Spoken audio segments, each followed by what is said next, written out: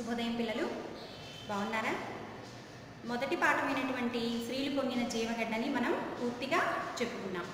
ఇప్పుడు రెండవ పాఠమైనటువంటి అతిథి మర్యాద అనేటువంటి పాఠాన్ని మనం ఇప్పుడు చూద్దాం. అతిథులు అంటే ఎవరు?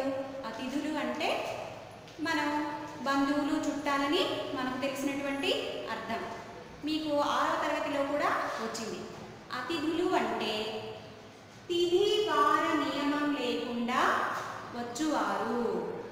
తిథి వార నియమం ఇవేవి పాటించకుండా మన ఇంటికి వచ్చేవారిని అతిథులు అని మనము అంటాం. పూర్వం ఇప్పటిలాగా ఈ ఫోన్లు కానీ ఈ మెసేజ్లు కానీ ఇవేవి లేవు. సడన్గా అకస్మాత్తుగా మన ఇంటికి వస్తూ ఉంటారు. ఇప్పట్లోలాగా మనం బంధువులకు వెళ్ళాలన్నా, బంధువులు మన ఇంటికి రావాలన్నా ముందు మనం ఇళ్లలో ఉన్నామో లేదో తెలుసుకోవడానికి ఫోన్లు చేసి వస్తూ ఉంటారు.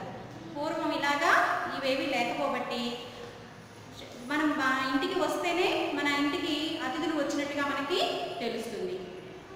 అతిథి అంటే తిథి వార నియమం లేకుండా ఇంటికి వచ్చేవారిని అతిథులు అని మనము అంటాం. ఇప్పుడు ఈ అతిథి మర్యాద ఇది ఏంటో చూద్దాం. ఇది ఎవరింటికి ఎవరు అతిథిగా వచ్చారు, ఎవరు ఎవరికి మర్యాదలు చేశారు అనేది మనం ఈ పాఠంలో చూద్దాం. ఆలోచించండి, మాట్లాడండి. అందులో మనం ఈ ఘట్టాన్ని చూద్దాం. చూడండి, ఇక్కడ ఈ చిత్రాన్ని చూస్తున్నారు కదా అందరూ. ఇక్కడ ఉన్నటువంటి చిత్రాన్ని బాగా పరిశీలించండి. ఇందులో ఎవరెవరు ఉన్నారో మీకు బాగా తెలుసు. ఈ కథ మనం చిన్నప్పటి నుంచి విన్నదే. చూడండి, ఎవరెవరు ఉన్నారు ఇందులో? శ్రీకృష్ణుడు, ఆయన భార్య అయినటువంటి రుక్మిణీదేవి, ఆయన చిన్ననాటి స్నేహితుడైనటువంటి కుచేలుడు, ఆయన బాల్య స్నేహితుడైనటువంటి కుచేలుడు. ఇక్కడ దీన్ని బట్టి చూస్తే మీకు అర్థమవుతుంది ఎవరు ఎవరింటికి అతిథిగా వచ్చారు, ఎవరు ఎవరికి మర్యాదలు చేశారు అనే విషయం మీకు ఇక్కడ తెలిసిపోతుంది. చూడండి, ఈ చిత్రాన్ని గమనించారు కదా బాగా. ఇక్కడ నేను కొన్ని ప్రశ్నలు అడుగుతాను. చిత్రంలో ఎవరెవరు ఉన్నారు, ఏం చేస్తున్నారు? మీరు ఇక్కడ చూసినటువంటి చిత్రంలో ఎవరెవరు ఉన్నారో మీకు తెలుసు. ఎవరెవరు ఉన్నారు? కృష్ణుడు, రుక్మిణి, కుచేలుడు, ఆయన బాల్య స్నేహితుడైనటువంటి కుచేలుడు. ఏం చేస్తున్నారు? వారు ఏం చేస్తున్నారు? కృష్ణుని ఇంటికి అతిథిగా వచ్చినటువంటి కుచేలుని ఆసనం మీద కూర్చుండబెట్టి ఆయన పాదాలను రుక్మిణీదేవి నీరు పోయగా శ్రీకృష్ణుడు ఆయన పాదాలను కడుగుతున్నాడు. తర్వాత రెండవ ప్రశ్న, చిత్రంలో ఆసనం పైన కూర్చున్న వ్యక్తికి ఎందుకు ఇలా చేస్తున్నారు? ఈ చిత్రంలో ఆసనం పైన కూర్చున్న వ్యక్తికి శ్రీకృష్ణుడు అంతటి గొప్ప భగవత్ స్వరూపుడే ఎందుకు ఇలా చేస్తున్నాడు అంటే దీన్ని బట్టి మీకు ఏమర్థమైంది? మన ఇంటికి వచ్చిన అతిథులు భగవంతునితో సమానము. అతిథి దేవో భవ అన్నారు. అతిథి భగవంతునితో సమానం. కాబట్టి ఆ ఇంటికి వచ్చినటువంటి కృష్ణుని ఇంటికి వచ్చినటువంటి ఆ బాల్య స్నేహితుడైన కుచేలుని ఆసనం మీద కూర్చుండబెట్టి స్వయంగా శ్రీకృష్ణ పరమాత్మే ఆయన యొక్క పాదాలను కడుగుతున్నారు. సందర్భం ఏమై ఉంటుంది? వాళ్ళు ఏం మాట్లాడుతుండవచ్చు? ఊహించి చెప్పండి. ఈ సందర్భం ఏమై ఉంటుందో తెలుసు. ఏ సందర్భంలో? కుచేలుడు కృష్ణుని ఇంటికి అతిథిగా వచ్చినటువంటి సందర్భము. వాళ్ళు ఏం మాట్లాడుతుండవచ్చు? వాళ్ళు ఏం మాట్లాడుకుంటూ ఉంటారు? కృష్ణుడు కుచేలుని భగవత్ స్వరూపుడిగా భావించి ఆయన పాదాలని కడుగుతా అన్నడము, కృష్ణ భగవానుడే తన పాదాలను కడగడము ఎంతో గొప్ప ఆయన పూర్వజన్మ సుకృతమని ఈ కుచేలుడు భావించడము జరుగుతుంది. అది నెక్స్ట్ నేపథ్యము. తర్వాత ఈ నేపథ్యం ఏంటో చూద్దాం. అతిథులను ఎలా గౌరవించాలి, మన స్వార్థాన్ని వదిలిపెట్టి వారిని ఎలా గౌరవించాలి అనేది ఈ పాఠం చదివి తెలుసుకుందాం. అతిథులను మన ఇంటికి వచ్చిన వారి పట్ల చులకన భావంతో చూడకుండా వారిని ఎలా గౌరవించాలి, మనకున్నటువంటి మన కుటుంబం బాగుంటే చాలు, మన బంధువులు కానీ మన చుట్టుపక్కల వారు కానీ మన స్నేహితులు కానీ ఎవరు ఎలా ఉన్నా పర్వాలేదు అని అనుకునేటువంటి స్వార్థాన్ని విడిచిపెట్టి మన ఇంటికి వచ్చిన అతిథుల్ని కానీ స్నేహితుల్ని కానీ మర్యాదగా చూడాలి, గౌరవంతో చూడాలి అనేటువంటి పాఠం యొక్క ఉద్దేశం. తర్వాత ఈ పాఠాన్ని రచించినటువంటి కవి ఎవరు? ఆ కవి గురించి మనం ఇప్పుడు తెలుసుకుందాం. ఈ అతిథి మర్యాద అనే పాఠం మూలము ఆంధ్ర మహాభారతం నుంచి తీసుకోబడింది. దీని రచయిత ఎవరు అంటే దీని రచయిత ఉషశ్రీ అని పిలువబడేటువంటి పురాణ పండ సూర్యప్రకాశ దీక్షితులు. ఉషశ్రీ అనే పేరు కలం పేరు కలిగినటువంటి పురాణ పండ సూర్యప్రకాశ దీక్షితులు. ఈయన జననం మరణం చూడండి పిల్లలు. ఇప్పుడు ఈ అతిథి మర్యాద అనే పాఠాన్ని రచించిన రచయిత గురించి మనము తెలుసుకుందాం. రచయిత ఉషశ్రీ అనే కలం పేరు కలిగినటువంటి పురాణ పండ సూర్యప్రకాశ దీక్షితులు. ఆయన అసలు పేరు పురాణ పండ సూర్యప్రకాశ దీక్షితులు. ఉషశ్రీ అనే కలం పేరు కలిగినటువంటి పురాణ పండ సూర్యప్రకాశ దీక్షితులు. ఈయన యొక్క జననం మార్చి 16, 1928, మరణం సెప్టెంబర్ 7, 1990. జన్మస్థలం కాకరపర్రు, పశ్చిమ గోదావరి జిల్లా. కాకరపర్రు అనేటువంటి గ్రామంలో పశ్చిమ గోదావరి జిల్లాలో జన్మించారు.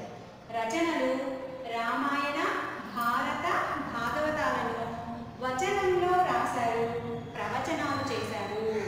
రామాయణ, భారత, భాగవతాలను పద్యాల్లో కాకుండా వచనంలో రాశారు, ప్రవచనాలు చేశారు. ఇది రచయిత అతిథి మర్యాద పాఠాన్ని రచించినటువంటి రచయిత యొక్క పరిచయం.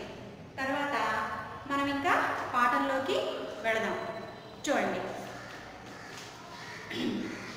మనకి మహాభారతం గురించి తెలుసు, ఇతిహాసములైనటువంటి రామాయణ మహాభారతాల గురించి తెలుసు. ఆ మహాభారతంలో కౌరవులకి పాండవులకి మధ్య కురుక్షేత్రం అనే ప్రదేశంలో యుద్ధం జరిగింది కాబట్టి దాన్ని కురుక్షేత్ర సంగ్రామం అని కూడా మనము అంటాం. చూడండి, ఇక పాఠం చూద్దాం. ధర్మక్షేత్రమైన కురుక్షేత్రంలో అతిరథులు, మహారథులు ఎందరో కన్ను మూశారు. మనకి పాండవులకి కౌరవులకి మధ్య జరిగినటువంటి కురుక్షేత్ర సంగ్రామంలో అతిరథులు, మహారథులు అంటే ఎందరో వీరులతో ఒంటరిగా పోరాటం చేయగలిగినటువంటి వాళ్ళని అతిరథులు, మహారథులు అని అంటాం. అటువంటి ఎందరో చనిపోయారు, కన్ను మూశారు. 18 అక్షోహిణులు ఉన్న కురు పక్షంలో అశ్వత్థామ, కృతవర్మ, కృపాచార్యులు మిగిలారు. 18 అక్షౌహిణులు. ఒక అక్షౌహిణి అంటే అందులో ఏమేమి ఉంటాయో తెలుసా? ఒక అక్షౌహిణి అంటే 21,870 రథాలు, 21,870 ఏనుగులు, 65,160 గుర్రములు, 1,09,350 మంది సైనికులు ఉన్న ఒక సైన్య విభాగాన్ని అక్షౌహిణి అంటాం. ఇవన్నీ కూడా ఒక అక్షౌహిణిలో ఉన్నటువంటి సంఖ్య. 21,870 రథాలు, 21,870 ఏనుగులు, 65,160 గుర్రములు, 1,09,350 మంది సైనికులు గల సైన్య విభాగాన్ని అక్షౌహిణి అంటారు. అలాంటి 18 అక్షౌహిణులు కల కురు సైన్యంలో ఎవరెవరు మిగిలారు? అశ్వత్థామ, కృతవర్మ, కృపాచార్యులు. వారందరూ మరణించి కేవలము అశ్వత్థామ, కృతవర్మ, కృపాచార్యులు మాత్రమే మిగిలారు. ఇటు పాండవులు 5, ఇటు పాండవుల పక్షంలో పాండవులు 5, కృష్ణుడు, సాత్యకి మిగిలారు. తర్వాత ఇక కురుక్షేత్ర సంగ్రామం అయిపోయాక ధర్మరాజుకు పట్టాభిషేకం జరిపించారు. ఒక రాజుని పట్టాభిషేకము అంటే రాజుగా మనము కిరీటాన్ని ధరింపచేసి ఆసనం మీద కూర్చోబెట్టేటప్పుడు చేసేటువంటి ఉత్సవాన్ని పట్టాభిషేకం అని మనము అంటాం. అంపశయ్య మీద ఉన్న భీష్మ పితామహుడు పాండవులకు సర్వధర్మ విషయాలు బోధించి ఉత్తరాయణ పుణ్యకాలం ప్రవేశించగానే యోగ మార్గాన దివ్యలోకాలు చేరాడు. అంపశయ్య అంటే బాణాలతో తయారు చేసినటువంటి పడక. ఆ పడక మీద ఉన్నటువంటి భీష్మ పితామహుడు పాండవులకు అన్ని ధర్మ విషయాలను బోధించి ఉత్తరాయణ పుణ్యకాలం ప్రవేశించగానే దివ్యలోకాలకి చేరాడు. జరిగిన సంగ్రామంలో, ఈ జరిగినటువంటి యుద్ధంలో ఆప్తులు ఆత్మీయులు అందరూ మరణించారనే బాధ ధర్మరాజు మనస్సును వికలం చేస్తూనే ఉంది. ధర్మరాజు పట్టాభిషిక్తుడై రాజైతే అయ్యాడు, కానీ ఆయనకి ఏదో ఒక మూల మనసులో ఇంతమంది ఆప్తులు ఆత్మీయులను కోల్పోయి నేను రాజుగా ఈ సింహాసనాన్ని అధిష్ఠించడము ఎంతవరకు న్యాయము అని ధర్మరాజు ఏదో ఒక మూల బాధపడుతూనే ఉన్నాడు.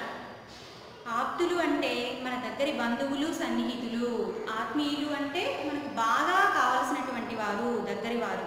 వీళ్ళందరూ మరణించగా, ఇంతమంది మరణించిన తర్వాత నేను రాజు అవడము తనకేమీ ఆనందంగా లేదు.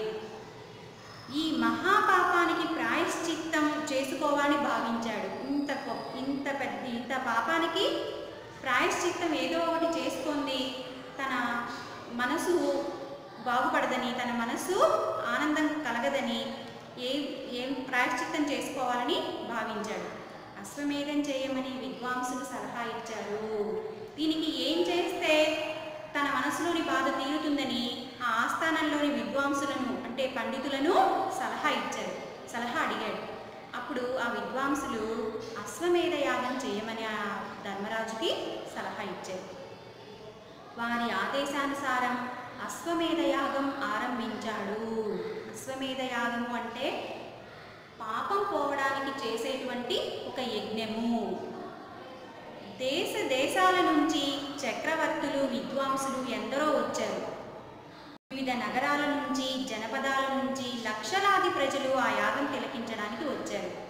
మరి ధర్మరాజు అంతని గొప్ప చక్రవర్తి ఈ యాగం చేస్తూ ఉంటే దేశ విదేశాల నుంచి ఎంతోమంది చక్రవర్తులు విద్వాంసులు పండితులు ఎందరో వచ్చారు ఆ యాగాన్ని తిలకించడానికి. అలాగే వివిధ నగరాల నుంచి జనపదాల నుంచి, జనపదము అంటే గ్రామము, జానపదులు అంటే పల్లెల్లో నివసించేటువంటి ప్రజలు అని అర్థం. జనపదాల నుంచి లక్షలాది మంది ప్రజలు ఆ యాగాన్ని చూడడానికి వచ్చారు. చూడవచ్చిన వారందరికీ వస్త్రదానంతో పాటు నిర్విరామంగా అన్నదానం కూడా జరిపించారు. ఈ చూడడానికి వచ్చిన సామాన్య ప్రజానీకానికి కూడా అందరికీ కూడా వస్త్రదానంతో పాటు నిర్విరామంగా అన్నదానం కూడా జరిపించారు. విరామం లేకుండా ఎక్కడ ఆగకుండా అన్నదానము జరిపించారు. యోగ్యులైన వారికి సువర్ణ మణి రత్నదానాలు చేశారు. యోగ్యులు అంటే సమర్థులైన వాళ్ళందరికీ కూడా సువర్ణ మణి రత్నదానాలు చేశారు. బంగారము మణి రత్నాలు మొదలైనటువంటివన్నీ దానంగా ఇచ్చారు. అక్కడికి వచ్చిన వారిలో సంతృప్తి పడకుండా ఉన్నవాడు ఒక్కడూ లేడు. అక్కడికి చూడడానికి వచ్చిన వాళ్ళందరిలో పండితులు కానీ సామాన్య ప్రజానీకం కానీ ఎవరైనా కూడా మనకి ఏమీ దక్కలేదు అని ఉత్తి చేతులతో ఖాళీ చేతులతో తిరిగి వెళ్ళిన వారు ఎవ్వరూ కూడా లేరు. అందరూ కూడా సంతృప్తితో వెళ్ళిన వారే. అలా సర్వజన సంతృప్తి కలిగించిన అశ్వమేధ యాగాన్ని చూసిన దేవతలు పూలవాన కురిపించారు. అలా సర్వజన సంతృప్తి, సర్వము అంటే అందరికీ సంతృప్తి కలిగించినటువంటి ఆ అశ్వమేధ యాగాన్ని చూసిన దేవతలు పైనుంచి పూల వర్షము కురిపించారు. అలా ఆనందించే సమయంలో ఆ యాగశాల సమీపానికి ఒక ముంగిస వచ్చింది. అలా అందరూ కూడా సంతోషాల్లో మునిగి తేలుతున్న సమయంలో ఆ అశ్వమేధ యాగం జరిగేటువంటి ప్రదేశానికి ఒక ముంగిస వచ్చింది. వారందరూ ఈ శాలలోకి ముంగిస ఎలా వచ్చిందా అని ఆశ్చర్యంతో చూస్తున్నారు. ఇంత జనసందోహంతో ఉండి ఇంతమంది ఈ జనాల మధ్యకి ఈ ముంగిస ఎలా వచ్చింది అని, ఎక్కడి నుంచి వచ్చింది అని ఆశ్చర్యంతో దాన్ని చూస్తున్నారు. అప్పుడు ఆ ముంగిస నవ్వుతూ, దేవతలు కూడా అభినందించే యాగమా ఇది అని అడిగింది. అప్పుడు ఆ ముంగిస నవ్వుతూ, ముంగిస అసలు అంతమంది ఆ ప్రదేశంలోకి ముంగిస ఎలా వచ్చింది అనుకుంటే ఆ ముంగిస మానవ భాషలో మాట్లాడింది, నవ్వుతూ మాట్లాడింది. ఏమని?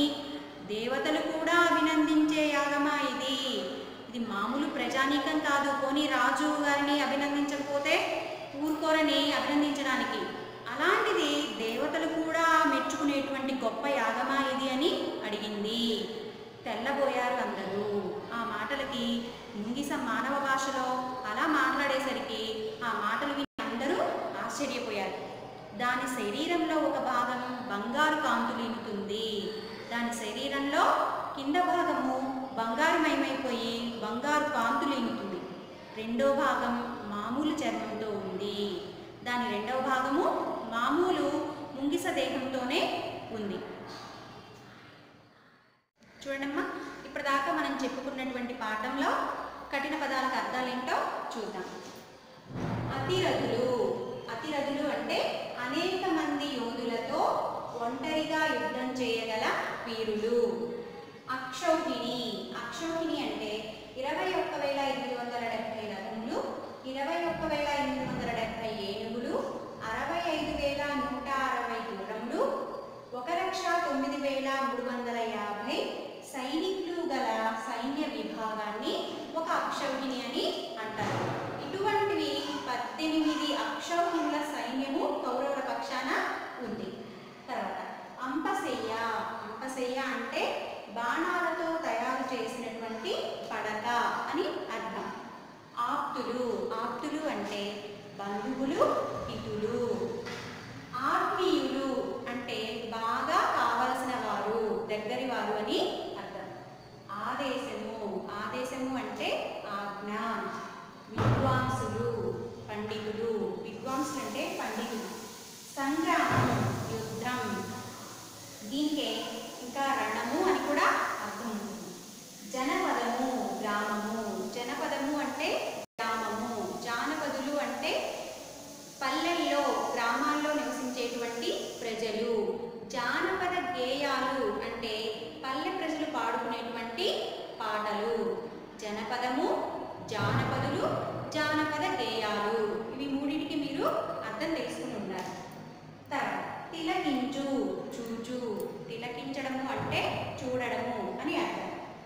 నిర్విరామం అంటే విరామము, విశ్రాంతి లేకుండా, విరామం లేకుండా అని అర్థం. సావధానంగా, ఏకాగ్రతగా. సావధానంగా అంటే ఏకాగ్రతతో వినడము అని అర్థం. అర్థమైంది కదా? ఇవి ఇప్పటి వరకు మనం చెప్పుకున్నటువంటి పాఠంలోని అర్థాలు. చూడమ్మా, ఇంకొకసారి మనము అసలు ఈ పాఠంలో ఎవరింటికి అతిథిగా వచ్చారు, ఎవరికి మర్యాదలు చేశారు, అసలు అతిథి మర్యాద అంటే ఏమిటి అనేది మనము ఇంకోసారి చూద్దాం. ఈ పాఠంలో కుచేలుడు తన బాల్య స్నేహితుడైనటువంటి శ్రీకృష్ణుడి ఇంటికి, కుచేలుడు పాపం చాలా దారిద్ర్యంతో తినడానికి తిండి లేకుండా కటిక పేదరికంలో జీవించేటువంటి వాడు. తన భార్య నీ బాల్య స్నేహితుడైనటువంటి కృష్ణుని ఒకసారి సందర్శించుకొని నీ కష్టాల్ని తనకి తెలియచేయమని ఆ కుచేలుడి భార్య ఎన్నోసార్లు కోరగా కుచేలుడికి తన కష్టాన్ని ఇతరులకు చెప్పుకోవడం, తన స్నేహితునికి చెప్పుకోవడం ఇష్టం లేకపోయినప్పటికీ తన భార్య ప్రోద్బలంతో సరే ఒకసారి తన స్నేహితుడిని చూసినట్టుగానైనా ఉంటుందని కుచేలుడు కృష్ణుని వద్దకి, ద్వారకకి బయలుదేరి వస్తాడు. మనం ఎవరైనా బంధువుల ఇళ్ళకు వెళ్ళేటప్పుడు కానీ, స్నేహితుల ఇళ్ళకు వెళ్ళేటప్పుడు కానీ ఉత్త చేతులతో, ఖాళీ చేతులతో వెళ్ళం. ఏదో ఒకటి పండ్లో ఫలమో తీసుకుని వెళ్తాం. అలాగా కుచేలుడు పాపం తన దగ్గర ఉన్నటువంటి కొంచెం అటుకుల్ని ఒక మూట కట్టుకుని తన స్నేహితునికి ఇవ్వడానికి ఆ అటుకుల మూటతో బయలుదేరుతాడు. మరి కృష్ణుడు భగవత్స్వరూపుడు. ఆయనకి తన స్నేహితుడిని చూడగానే ఆయనకి ముందే అన్నీ తెలుసు. ఆయనకి తన స్నేహితుని యొక్క కటిక దారిద్ర్యము అన్నీ తెలుసు. తన సాన్నిహిత్యంలో ఆయన అవన్నీ కూడా తొలగించి ఆ కుచేలుడిని గొప్ప ధనవంతుణ్ణి చేస్తాడు. చూడండి, అలాగా తన ఇంటికి వచ్చిన అతిథి ఎంతో తనకంటే అన్నిట్లోనూ ఎంతో తక్కువ అయినప్పటికీ మన ఇంటికి వచ్చినటువంటి అతిథులు భగవంతునితో సమానము అని తన్ని ఆసనం మీద కూర్చుండబెట్టి స్వయంగా కృష్ణ పరమాత్మే ఆ కుచేలుని కాళ్ళని అడిగాడు. కాబట్టి మన ఇంటికి వచ్చిన అతిథి మనకు దైవంతో సమానము. వారిని మన ఇంటికి వచ్చారు కదా అని మనం ఎప్పుడూ కూడా చులకనగా చూడకూడదు. మనకు చేతనైనంత సహాయాన్ని మనం ఏం చేయగలమో అంతా మన ఇంటికి వచ్చిన వారికి చేయాలి. అర్థమైంది కదా. తర్వాత ఈ రచయిత గురించి చెప్పుకున్నాం. ఎవరు? ఉషశ్రీ అనే కలం పేరు కలిగినటువంటి పురాణ పండ సూర్యప్రకాశ దీక్షితులు గారు. ఉషశ్రీ అనేది ఆయన కలం పేరు. ఈయన జననము చూద్దాం. మార్చి 16, 1928, మరణం సెప్టెంబర్ 7. ఈయన జననము మార్చి 16, 1928, మరణం సెప్టెంబర్ 7, 1990. జన్మస్థలము కాకరపర్రు, పశ్చిమ గోదావరి జిల్లా. రచనలు రామాయణ, భారత, భాగవతాలను వచనంలో రాశారు, ప్రవచనాలు చేశారు. ఇది కవి పరిచయం. మనకి రామాయణ, మహాభారతాలు ఇతిహాసాలను మనకి తెలుసు. ఈ రామాయణ మహాభారతాలను చదవడం వల్ల, రామాయణాన్ని చదవడం వల్ల మనం ఎవరితో ఎలా మెలగాలి, అందులో అన్నదమ్ముల అనుబంధము, ప్రధానంగా పితృవాక్య పరిపాలన. రాముడు పితృవాక్య పరిపాలకుడు. తన తండ్రి మాటని జవదాటని వాడు. ఆ తండ్రి మాటని ఎంత ఇదిగా అతను అవలంబించాడు అంటే, ఎన్ని కష్టాలు ఎదురైనా కానీ తను ఆడిన మాట తప్పకుండా, తర్వాత భరతుడు వెళ్ళి తనని బ్రతిమిలాడి తిరిగి అయోధ్యకు తిరిగి రావాల్సిందిగా ఎంతగా బతిమిలాడినా కూడా రాముడు తన తండ్రికి ఇచ్చిన మాట ప్రకారము, అదే ఎన్ని కష్టాలు అవలంబించినా, ఎన్ని కష్టాలు పడినా అదే మాట మీద నిలబడ్డాడు. కానీ భరతుడు తిరిగి రమ్మని కోరినా తను మాత్రము తిరిగి రాలేదు. రామాయణం వల్ల, చదవడం వల్ల అన్నదమ్ముల మధ్య ఉండే అనుబంధం తెలుస్తుంది, భార్యాభర్తల మధ్య ఉండే ఆప్యాయత, అనురాగం తెలుస్తుంది. ఇవన్నీ కూడా మనకి రామాయణాన్ని చదవడం వల్ల తెలుస్తాయి. అలాగే మనము ఈ మహాభారతాన్ని చదవడం వల్ల, మహాభారతంలో కౌరవులు మోసపూరితంగా ప్రవర్తించి పాండవుల్ని అడవులకు పంపడము, అందులో కౌరవుల యొక్క కుటిల బుద్ధి మనకి అవగాహన అవుతుంది. కాబట్టి మీరు ఇంకా చిన్న వయసు, ఆ రామాయణ మహాభారతాన్ని చదివి అర్థం చేసుకునే వయసు మీకు వచ్చినప్పుడు ఖచ్చితంగా మీరు ఇవి ఇతిహాసాల్ని, మనము చాలామంది కవులు, ఎంతోమంది మనకు అర్థమయ్యే రీతిలో వచనంలో రాశారు. అందులో ఈ ఉషశ్రీ, ఈ పురాణ పండ సూర్యప్రకాశ దీక్షితులు గారు కూడా ఒకరు. ఈయన రాసినటువంటి గ్రంథాలు మనకి ఈ గ్రంథాలయంలో దొరుకుతాయి. వచనంలో రాసినటువంటివి గ్రంథాలయాల్లో దొరుకుతాయి.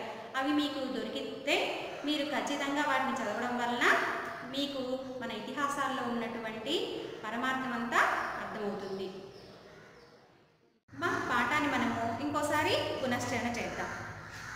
ధర్మక్షేత్రమైన అంటే ధర్మానికి నిలయమైనటువంటి కురుక్షేత్రంలో ఎంతోమంది కురుక్షేత్ర సంగ్రామంలో కౌరవులకి పాండవులకి జరిగినటువంటి యుద్ధాన్ని కురుక్షేత్ర సంగ్రామం అంటాం. ఆ కురుక్షేత్ర సంగ్రామంలో ఎంతోమంది అతిరథులు, గొప్ప గొప్ప వీరులు, యోధులు ఎంతోమంది మరణించారు. అందరూ మరణించగా తర్వాత ధర్మరాజు పట్టాభిషిక్తుడయ్యాడు. ధర్మరాజుకి మనసులో ఏదో ఒక మూల బాధ ఉంటూనే ఉంది. ఇంతమంది మరణించిన తరువాత తాను రాజు అవ్వడమా అనేటువంటి బాధ ఆయనకి ఎల్లవేళలా ఆయన్ని కలచివేస్తూనే ఉంది. దీనికి ప్రాయశ్చిత్తం ఏం చేసుకోవాలి, ఏం చేస్తే తన బాధ తీరుతుందని తన ఆస్థానంలోని కవులను, పండితులను, విద్వాంసులను అడిగారు. అప్పుడు ఆ విద్వాంసులు అశ్వమేధ యాగం చేయమని సలహా ఇచ్చారు. అశ్వమేధ యాగము అంటే అశ్వము అంటే తెలుసు కదా, గుర్రం. ఆ గుర్రానికి ఒక పట్టం కట్టి వదిలేస్తారు. అది ఆ రాజ్యంలో కానీ అక్కడ ఇతర రాజ్యాల్లో కానీ తిరిగినటువంటి ప్రదేశం అంతా కూడా ఈ రాజుకే చెందుతుంది.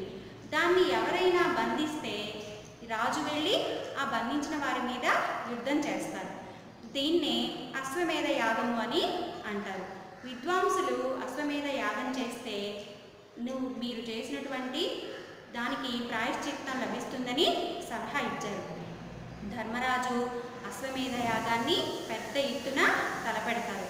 వివిధ దేశాల నుంచి చక్రవర్తులు, మహారాజులు, విద్వాంసులు అందరూ కూడా ఆ యాగానికి తిలకించడానికి వస్తారు.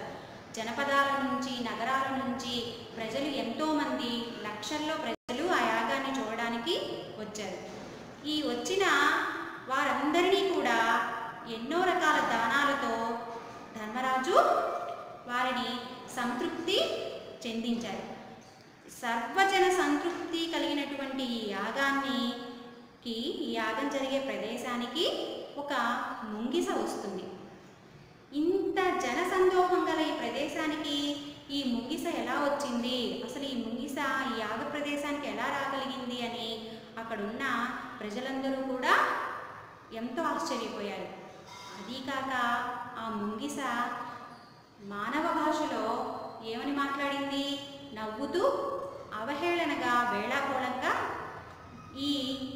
ఈ ధర్మరాజు చేసినటువంటి యాగాన్ని అభినందించి దేవతలు పుష్పవర్షం కురిపిస్తారు, పూలవాన. ఆ ముంగిస ఏమనుకుంటుంది? దేవతలు సైతం అభినందించేటువంటి, పూలవర్షం కురిపించేటువంటి గొప్ప యాగమా ఇది అని పైకి అనేసిందనమాట మానవ భాషలో. మనకి ఎక్కడా కూడా జంతువులు మానవ భాష మాట్లాడతాయని మనం వినలేదు, కానీ అక్కడ ఆ ముంగిసాల మానవ భాషలో మాట్లాడేసరికి అది విని అందరూ కూడా ఆశ్చర్యపడ్డారు. పైగా దాని సగం దేహము బంగారుమయంలో ఉండి తడతడలాడుతూ ఉంది. అది చూసి ఇంకా ఆశ్చర్యపోయారు. వాడు తర్వాత ఆ ముంగిసను పిలిచి, ఈ ప్రదేశానికి నీవు ఎలా వచ్చావు? మానవ భాషలో ఎలా మాట్లాడుతున్నావు? నువ్వు ఎందుకు ఇలా ఈ ధర్మరాజుగా చేసినటువంటి యాగాన్ని, అందరినీ సంతృప్తి పరిచినటువంటి యాగాన్ని గురించి నువ్వు అవహేళనగా ఎందుకు మాట్లాడుతున్నావు? అసలు ఎవరు నువ్వు అని ఆ ముంగిసను అడుగుతారు. ఆ ముంగిస ఏం చెప్తుందో మనము తర్వాతి క్లాస్లో మనము చెప్పుకుందాం. కఠిన పదాలకి అర్థాలు ఇంకోసారి మనము చూద్దాం. చూడండి, అతిరథులు. అతిరథులు అంటే అనేక మంది యోధులతో ఒంటరిగా యుద్ధం చేయగల వీరులు. అక్షోహిణి 21,870 రథములు, 21,870 ఏనుగులు, 65,160 గుర్రములు, 1,09,350 సైనికులు గల సైన్య విభాగాన్ని ఒక అక్షౌహిణి అని అంటారు. అలాగే అంపశయ్య, బాణాలతో తయారు చేసినటువంటి పడక అని అర్థం. ఆప్తులు, బంధువులు, హితులు, ఆత్మీయులు, బాగా కావలసిన వారు. ఆదేశము, ఆజ్ఞ. ఆదేశము అంటే ఆజ్ఞ. విద్వాంసులు, పండితులు. సంగ్రామము, యుద్ధం. జనపదము, గ్రామము. తిలకించు, చూచు. నిర్విరామం, విరామం లేకుండా. సావధానంగా, ఏకాగ్రతగా. విన్నారు కదమ్మా? ఇంతవరకు అయిన పాటల్లోవే ఈ కఠిన పదాలకు అర్థాలు. తర్వాతి క్లాస్లో చెప్పుకునే పాఠంలో ఇంకా కఠిన పదాలకు అర్థాలు మనము చెప్పుకుందాం. ఇప్పుడు ఇవి మొత్తం 12 పదాలకు అర్థాలు నేను ఇచ్చాను. ఈ 12 పదాలు కూడా మీరు నోట్స్లో రాసుకుని ఒక్కొక్క పదాన్ని 2 సార్లు, 12 కూడా ఒక్కొక్క పదాన్ని 2 సార్లు రాయడం వలన మీకు అక్షర దోషాలు ఉండవు. ఇదే ఇంటి పని. అదేవిధంగా మీరు కవి పరిచయం కూడా రాశాను. అది చూసి మీరు నోట్స్లో ఎక్కించుకుని ఆ కవి పరిచయాన్ని కూడా నేర్చుకోవాలి. మనకి తర్వాత పరీక్షల్లో కవుల పరిచయం గురించి ఒక ప్రశ్న ఖచ్చితంగా ఉంటుంది. కాబట్టి ఏ పాఠానికి ఆ పాఠం కవి పరిచయాన్ని ఖచ్చితంగా మీరు నేర్చుకోవాలి. ఈ 12 అర్థాలు ఒకటి 2 సార్లు రాసి కవి పరిచయం కూడా 2 సార్లు ఇంటి పని పుస్తకంలో రాయండి. ఇది ఇంటి పని. అర్థమైందా? ఏమ్మా, అర్థమైంది కదా? ఇప్పటిదాకా చెప్పుకున్న పాఠం, కవి పరిచయం అన్నీ అర్థమయ్యాయి కదా? ఈ మిగతా పాఠాన్ని మనము తర్వాతి క్లాస్లో కంటిన్యూ చేద్దాం. ఇప్పటిదాకా చెప్పిన కవి పరిచయము, ఈ అర్థాలు ఇవన్నీ కూడా బాగా నేర్చుకుందాం.